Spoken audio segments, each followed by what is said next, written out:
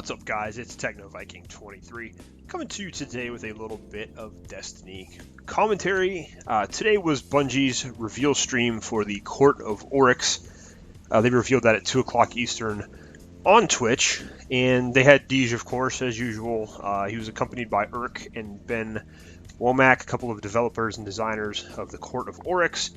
And then they had Laced Up Lauren, who is apparently streamer person in the community, not really sure, because I really don't pay too much attention to that segment of Destiny. But anyway, so they decided to do the Court of Oryx reveal stream, and what that basically showed us today was how the Court of Oryx is going to work in patrol mode when you're on the Dreadnought.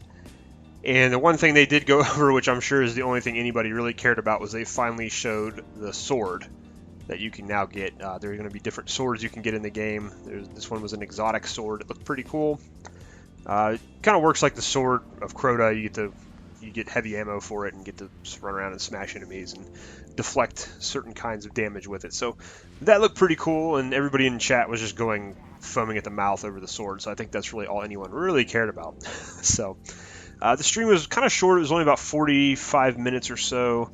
And this one did not have nearly as many people as the last two. I think they only peaked at about 150,000 this time. I'm sure a lot of the kids are back in school now, so obviously they're not home on mommy's computer watching anymore. So some interesting things, though. I'm going to just go over kind of what we saw with the Court of Oryx, give some of my thoughts on it, and then at the end I'm going to talk about a few things about the Taken King in general. But basically the way the Court of Oryx is going to work is you have to go through the Dreadnought to find this little area in patrol mode. And there are little statues that are there. There's 6 statues, and you have to find these runes, which I guess are going to drop from enemies, and you'll be able to find them in other places in the world. There's also materials you can find in the Dreadnought that are specific to it. You will then take these runes and you place them in a statue. It will summon a boss or bosses into this little arena area that's built into the Court of Oryx, and then you will fight this boss to get rewards. Now, one thing they did go over, which I'm sure is probably going to frustrate a lot of people, is they did say that only 3 people can be in your fire team on the Dreadnought. And I know a lot of people in the community have been asking for the last month or so of whether or not Bungie was going to finally allow 6-man fire teams into patrol mode, whether it's on Earth or Mars or on the Dreadnought, since the Dreadnought was going to be this new patrol area with supposedly all this loot and secrets and bosses and public events that we have to go do. People were hoping that you would be able to take a 6-man fire team into the Dreadnought, almost like you can with the Raid, and play it that way. So they did announce that that is not going to be happening here. You can still only have 3 people in your fire team. Now, when you go into the Court of Oryx, there is a staging area, and only 9 people can be in the staging area. So it's three full fire teams, or like 1 full fire team and a couple of randoms who happen to see everybody going in there. And I'm going to talk about that at the end of this video, why I think that's going to be a problem with this new content. So basically what happens, you put your rune in the statue, it spawns this boss in. The boss will come in. They showed several different bosses. I'll go over a few of them here. And then a bunch of adds, of course, come in. There's ships, there's Taken that spawn in. It's almost like fighting a strike boss, or what I saw this as after seeing it all was like Prison of Elders 2.0, like Prison of Elders Light is pretty much what this looked like. But basically the first boss they fought was Vorlog. He was a knight that changes his shield type. There are similar bosses like this in Prison of Elders, where you basically have to have one of each damage type weapon, and everybody equipped with one of each damage type primary. And his shield changes over and over again after you damage him enough. After they killed him, there's a chest that spawns up on top, and you can go get the chest. Now, the person who actually used their rune to summon the boss is going to get better loot than the people who are in the group, but everyone does get loot. They didn't really show much of the loot. They just showed what I think Lauren was getting, and she kept getting like blue rare armor drops and a little bit better stuff on tier 2, which I'll get to here in a second, but the loot didn't look that amazing. It didn't look like it was anything special. It was almost like you go down to the Queen's Barrows after Prison of Elders, and instead of getting you get a blue reward out of the chest. It's basically what happened. And of course, it's only about a 2 or 3 minute fight, so you don't have to obviously spend as much time. So when you do the first tier, you're going to get a stolen rune also, which drops, which you can get, and you use that stolen rune to then access tier 2 of the Court of Oryx. Now you have to power these runes up. They have 3 levels. You have to beat 3 bosses basically to get that fully powered, so you can access tier 2 and then tier 3, so on and so forth. So they fought Vorlog, the Knight, and then they had 3 wizards that came out. And basically the way these 3 wizards work is they all have shields, and of course they're all majors. And if you kill one of the wizards and you don't kill the other 2 fast enough, the other 2 wizards will respawn the 3rd one, so that you'll have to fight them all over again. So essentially what you have to do is whittle all 3 of them down, or focus all 3 of them at once, and then kill them very quickly. Some new mechanics here, but again, nothing that's really amazingly special. There's a lot of stuff you would do in the raid, so it's kind of like they're having raid light mechanics added now into this Court of Oryx, which again is just like Prison of Elders. That's what it felt like to me. They then fought another boss. It was a pair of knights, and they have shields that are invulnerable to damage unless the knights are standing very close to each other. And then when they're very close to each other, you can take them down really quick. It's kind of like Urzok the Hated in Skywatch. If you guys have fought him, he's got that. His shield is nearly like impervious to damage, but then once you get that shield down, he dies really fast. Kind of works the same way here, except obviously you have to have the knights closer to each other, so that's a little bit of a new mechanic. And again, they were showing from Lauren's perspective, she got another blue rare helmet. She got a blue rare helmet from most drops, blue armor from these. Like I said, nothing really special, and the loot did not look all that impressive to me. It's not something that I think people should get all excited for right away. So then after they beat that boss, they got their Stolen Rune powered up. They were able to go back out to the statues. They went up to tier 2, which I believe it was Ben Womack claimed will give you is like Nightfall level of difficulty.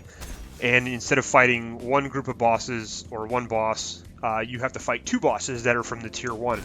So the first one they did was they fought an ogre and then the 2 Knight brothers from before, where you have to keep the knights close to damage your shields.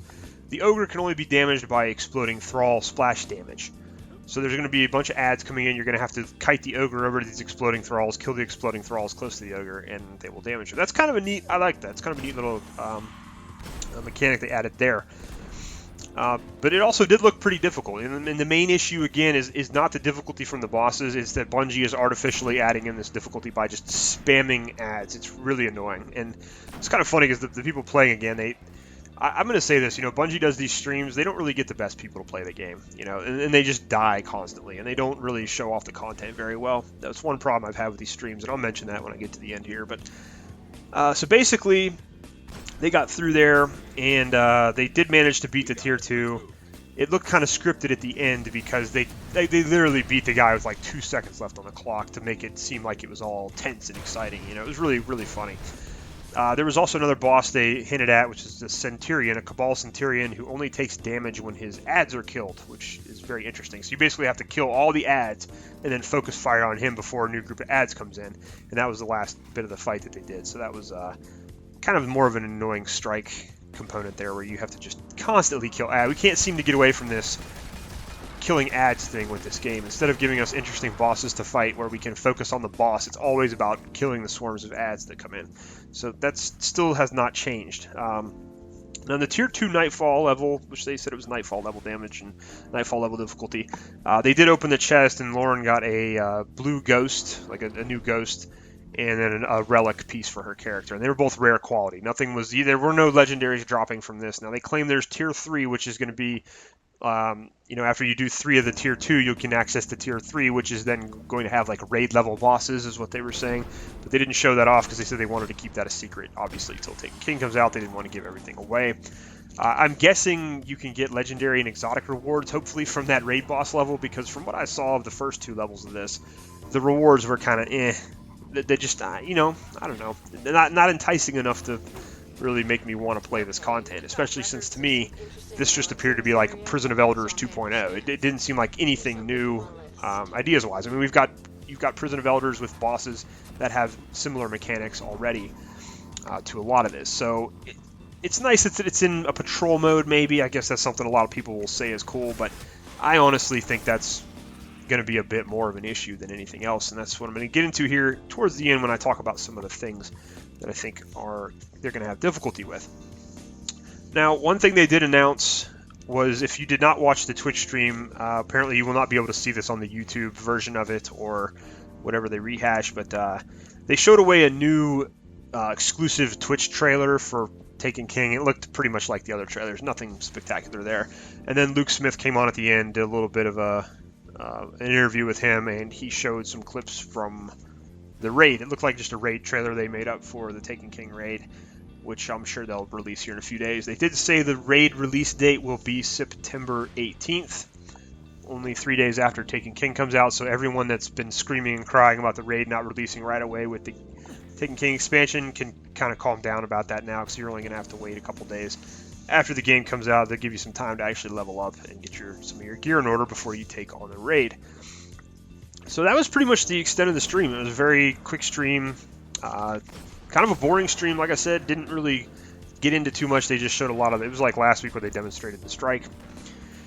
And again, I'm going to come back to the thing where I just wish Bungie, instead of doing these Twitch reveals, would have a couple of their developers who are actually really good at the game sit down and make a video documentary about it, where they're all commenting about different aspects of it. Exactly like what they did for E3 in 2013, where they all kind of got together, they played the game, they were talking about it, they were having fun, they were exciting, they were engaged, and it was really a nice way to reveal some of the gameplay. Because when you got all these people, like the developers they use on these streams, for whatever reason, it just seems to me like they don't even know how to play their own game. I mean, you got people that they don't use their super, they're not using their heavy weapons against majors, they're not using good gameplay mechanics, good gameplay tactics. And even some of the Twitch streamer people they've had on here, you know, they just don't seem to be very good at the game that they're supposedly promoting. And I'm not saying that's bad. I mean, not everybody's an expert at video games, but at the same time, you want to see people who are competent at playing the content so you can get a feel for it. You know, in a lot of these stream reveals, I think what happens is they do this on purpose to make it seem more difficult than it actually is. And they did that with the Prison of Elders reveal with Deej and Professor Broman and whoever else was there. They were just really, really bad at the content, and they tried to make it seem like the content was super difficult, like it was going to be so difficult and this big challenge. And of course, as most of us all know, we got into Prison of Elders and it's not that hard. You know, they just made it look really, really hard because I guess they were that bad at the game. I don't know. But it seems like that's something they do with these reveals.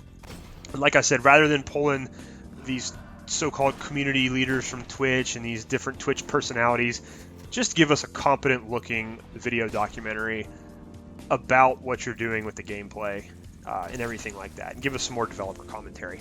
That's the one problem I've had with a lot of these streams they keep doing. And I get why they're doing the streams, because all these people have these massive followings of zombified fanboys of Destiny, and they want to bring in those couple 100,000 people and get some extra sales maybe out of that. So I get the tactic. I understand why they do it. I just would rather see a more professionally done presentation when it comes to them doing these streams. So that's just one gripe I've had about these going on. And like I said, one of the biggest problems I saw with Court of Oryx is like I said, it's just like Prison of Elders 2.0. And we all know everybody got really bored of Prison of Elders really fast. The other problem, too, is you're going to have this type of component existing in a patrol mode, which we all know right now, patrol mode is pretty much really neglected. Number one, you're sort of set at a maximum level of people you can have in the game to begin with on patrol mode. If you're like me, I go into patrol all the time on this game, and it's freaking empty. There's never anybody in the world. You might see 2 or 3 other people. When a public event spawns, most of the time it's you by yourself or maybe another person. There's really not a lot of people in these patrol modes. And part of the problem with this is going to be that you're going to have someone spawn this Court of Oryx, and there's no one's going to be around. No one's going to be around to participate in it. And even if you do have a couple people, they're going to be spread out in the patrol area. And like I said, you can only get so many people in that instance.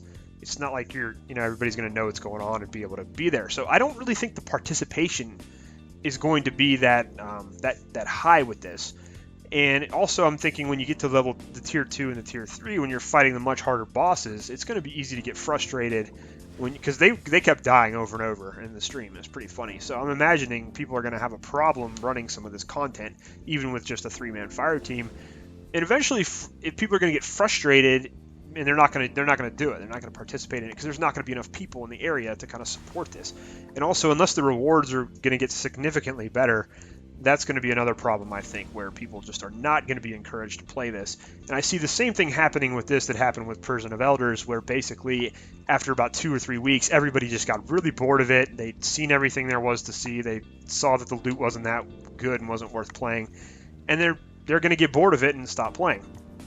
And so far, my biggest problem with the reveals for the Taken King is they really have not shown us any substance in the game. They did the same thing they did with House of Wolves. The first stream was basically, oh, look at all the shiny new guns and the shiny new gear and the kiosks and this and that, to kind of just get people a little hyped up. And then The strike reveal was like, it didn't seem like it was anything different or groundbreaking.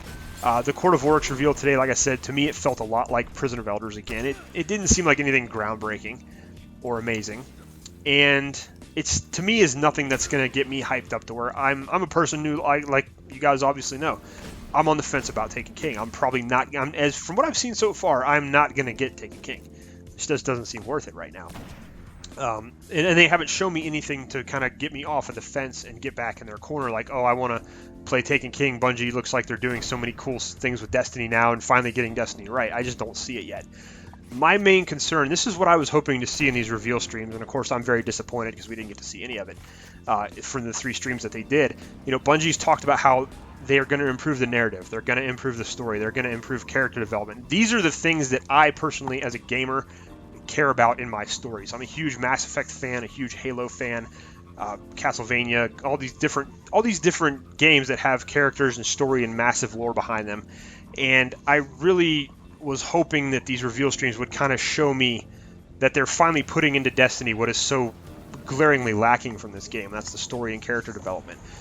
When they hyped this game up in 2012 and 2013, it was sort of billed as this combination of like Halo and Mass Effect together. It was going to be this epic sci-fi adventure with some first-person shooter in it, with some MMO elements, with all kinds of stuff. They had all these grand schemes for this game, and it was going to have this amazing story, and there's this huge, incredible sci-fi world.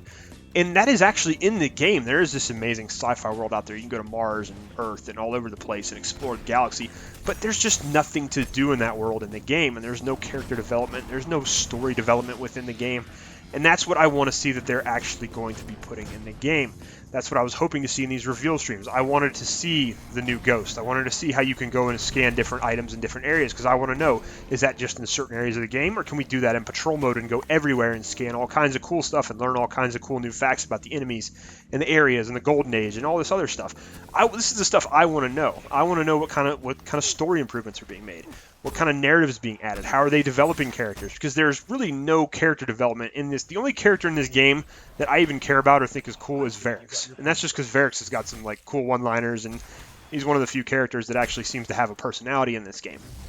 And that's what I was hoping to see, and they didn't show any of that. So I'm really still on the fence. I'm still very skeptical about Taken King, because when I hear them talking about how we're improving the narrative and we're improving the story, they told us the same stuff with Dark Below.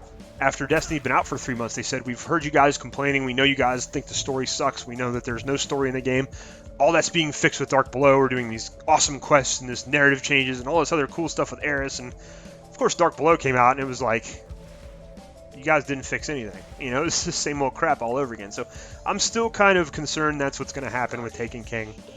And I kind of get the feeling after watching these reveal streams that Taken King is going to be the exact same thing that we've dealt with in Destiny since the game has been out. And basically what's going to happen is this new DLC is going to come out. Everybody's going to get super excited for a couple of days. They're going to play it, and everybody's going to rush through the content. The raid is going to, the raid's going to release that Friday. People will have beaten it that Friday night. All the stuff's going to flood YouTube. You'll know how to beat every single Court of Oryx boss. You'll know all the cheese spots. You'll know all this other junk. How to find all the secrets in the Dreadnought. And it'll all be out there within a week or two, and then people will run through all that. The content will be done in about 2 to 3 weeks, just like House of Wolves was. And then everybody's just going to be like, okay, what now? And you're going to have to wait another 4 or 5 months for the next DLC release, and you're just going to be bored out of your mind. And that so far has been Destiny's MO, basically, is the game came out, there's enough to do for a couple weeks, then everybody gets bored, everybody cries and whines and wants the next DLC, thinking the next DLC is going to make huge improvements. The next DLC comes out, maybe makes some minor improvements, also makes some huge baffling changes that manages to piss off half the community. And then you're done playing the content in 2 to 3 weeks. Everybody's bored of it, and then they're doing the same thing. It's just a repetitive cycle over and over again. And quite honestly, in my opinion, I don't think it's worth paying $40 to get Prison of Elders version 2.0. A lot of people, the only thing they're going to really probably enjoy in this new DLC is going to be the new raid, because that's what everybody wanted with House of Wolves and didn't get. So I really hope that they made the raid really, really good. And part of me hopes that I'm wrong and that we're actually Taken King is going to be awesome. Because, a lot of people seem to think I just hate Destiny for no reason.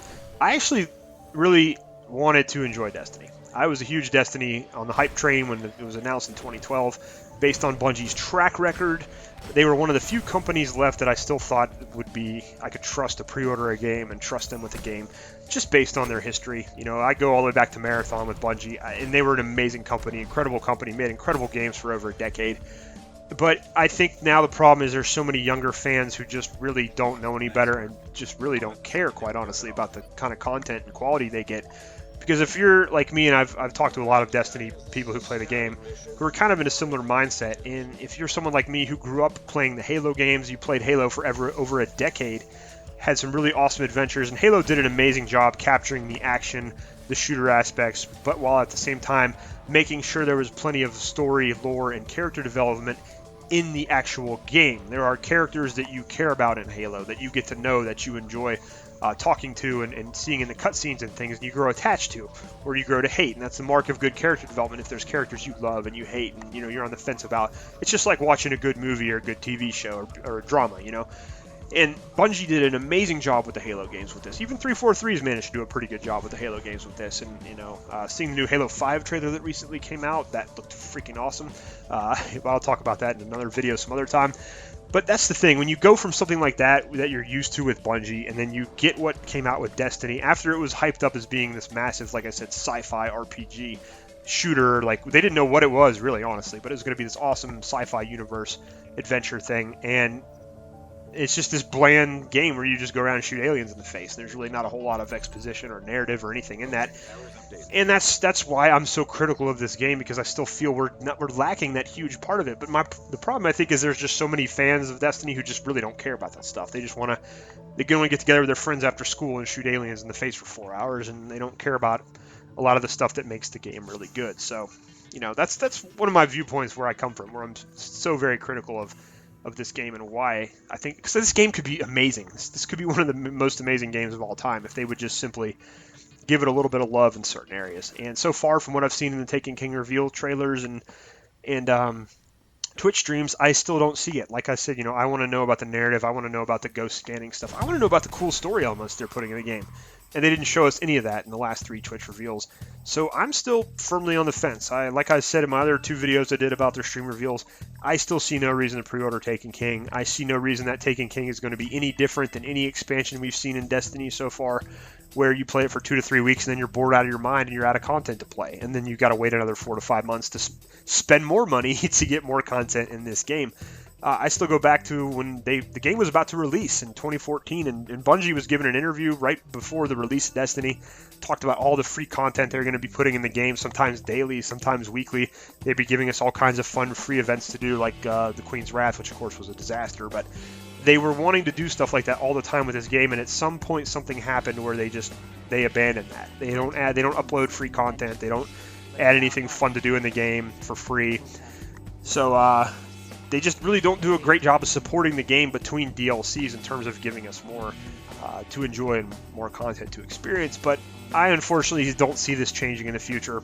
I hope I'm wrong, but something tells me I'm probably not, considering Activision is still in control. So we'll see what happens, though. Anyways, guys, let me know what you thought about the Taken King reveal stream today. Again, I just thought it was kind of lackluster. It's nothing amazing that's going to make me want to purchase this game yet. So I would be interested to hear your thoughts. Of course, as always, welcome all your comments and things. So definitely post down below, guys, what you thought about the stream. Anyways, guys, that's going to do it for me. I hope you guys enjoyed the video. I hope you guys are having a great day. Thank you for watching. I'll see you again next time.